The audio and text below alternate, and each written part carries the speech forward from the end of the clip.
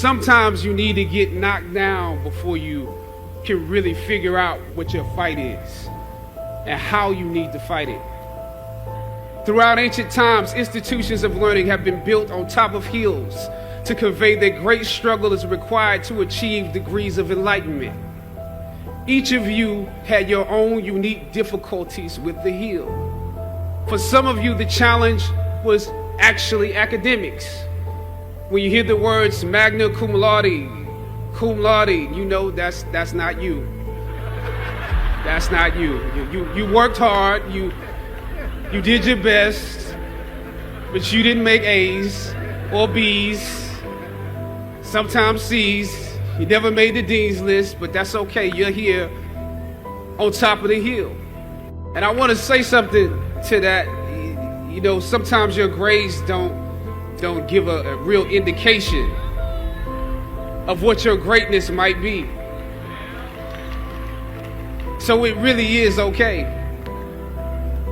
For others, it was financial.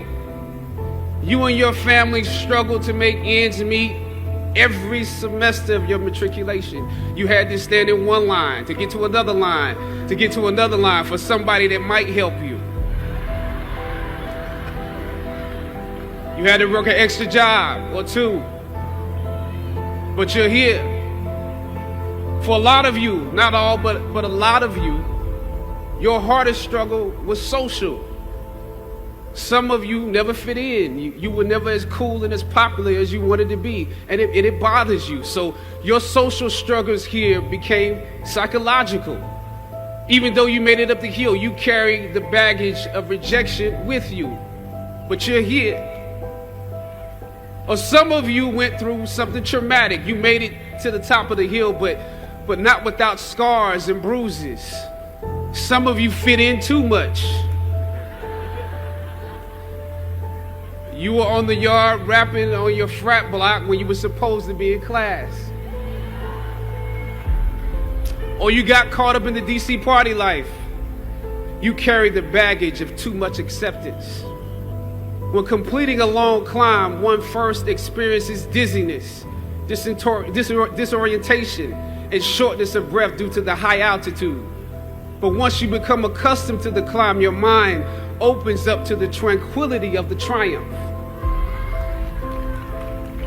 Oftentimes, the mind is flooded with realizations that were for some reason harder to come to when you were at a lower elevation. At this moment, most of you need some realizations because right now you have some big decisions to make. Right now, I urge you, in your breath, in your eyes, in your consciousness, invest in the importance of this moment and cherish it. I know, savor the taste of your triumphs today. Don't just swallow the moment whole without digesting what has actually happened here. Look down over what you conquered and appreciate what God has brought you through. People want to know how to stop the laziness, and they want to know how to stop the procrastination. And they have some idea in their head, some kind of a vision of what they want to do, but they don't know where to start. They don't know where to start it. They don't know where to start.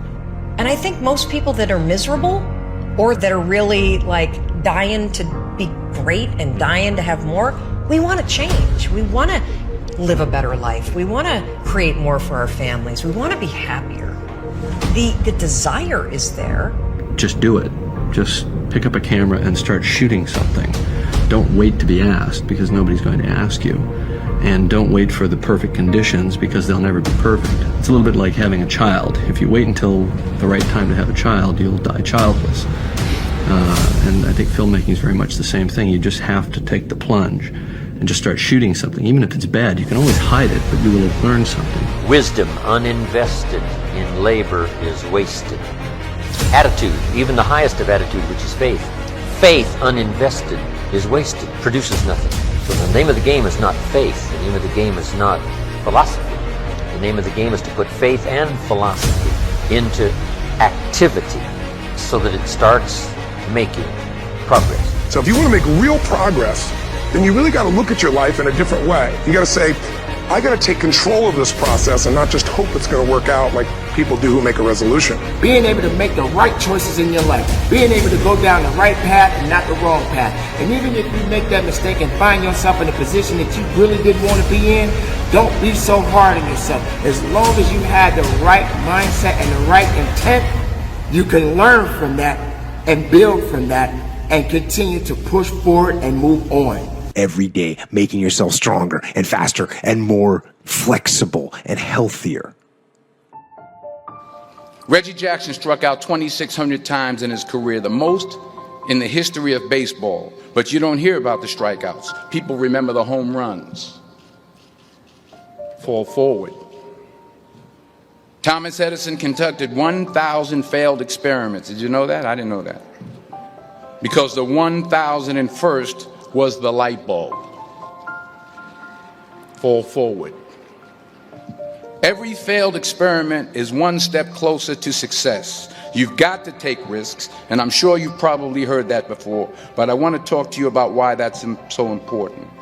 You will fail at some point in your life. Accept it. You will lose. You will embarrass yourself. You will suck at something. There's no doubt about it. And I know that's probably not a traditional message for a graduation ceremony, but hey, I'm telling you, embrace it, because it's inevitable. And I should know.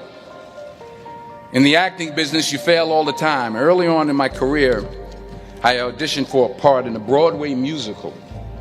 Perfect role for me, I thought, except for the fact that I can't sing.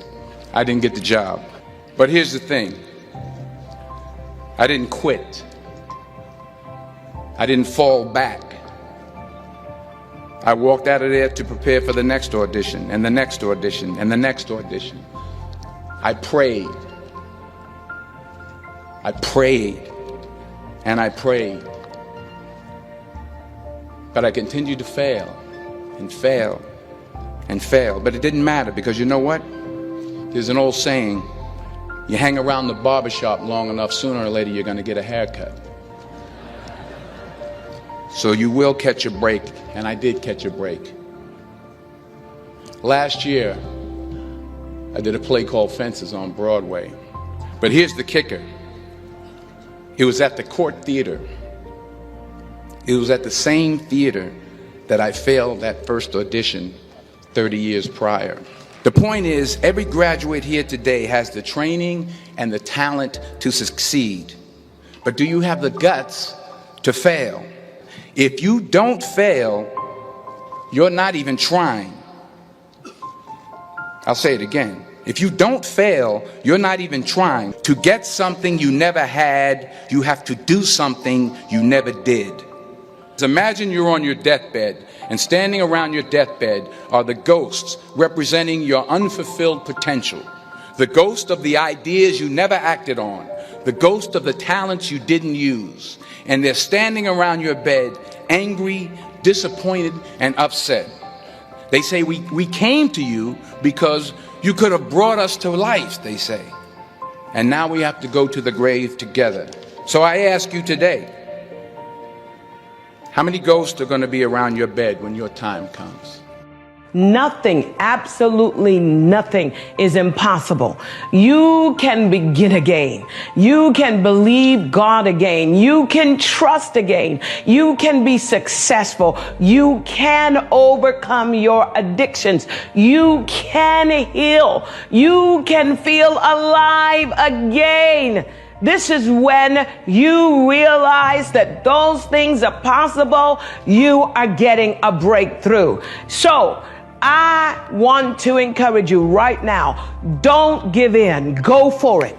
Don't give up. Don't throw in the towel. And even if your back is up against the wall, even if you are on the ropes and you are receiving a rope-a-dope financially, listen, you got to fight back. You don't get in life what you want, you get what you fight for. And when you decide that my future, my health, my marriage, my freedom, my happiness, my joy, my peace, my children is worth fighting for, you are securing your breakthrough.